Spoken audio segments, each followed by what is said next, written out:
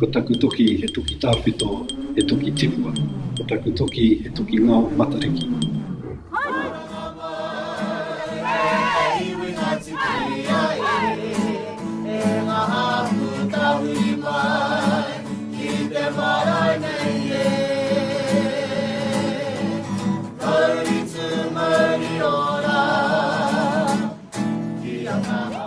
It is with great pleasure that Te Runanga o Ngāti Kuia presents He Toki Pāpoe, our Mātauranga Strategy 2025 and beyond. During consultation, whānau were given the opportunity to convey their thoughts and aspirations about what success looks and feels like.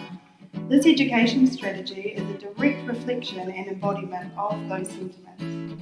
He Toki Pāpoe likens the journey of education to the shaping and carving of Pāpoe using toki. We have formed a 5 toki phase approach that builds on the strong foundations already in place. Our pioneering B courses, Te Pua Pods, educational grants, Rangatahi Wānanga, and evening reo classes are examples that come to mind. From using bigger toki for roughing out our carving to the small toki used for intricate designs, they are all important and build upon the work of the previous phase.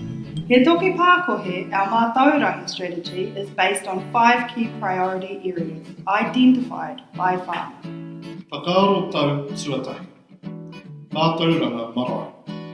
This strategy is to ensure that our Ngāti Kuia marae are flourishing and thriving, whilst acknowledging the wealth of skills and knowledge within the iwi. Whakaaro tau tuarua, Mātauranga ao Māori. Our aim is to assist the whānau of Ngāti Kuia to be strong in our unique cultural identity through the fluent and proficient use of te reo o Ngāti Kuia me o Ngāti Kuia. Whakaaro tau tuatoru, Mātauranga amitu. To help Ngāti Kuia become successful learners, to succeed as whānau of Ngāti Kuia, and to accommodate this through multiple learning pathways. Whakaaro tau tuawha, Mātauranga Pākehā, to be able to ensure that Ngāti Kuia whānau are well supported to become successful and skillful people.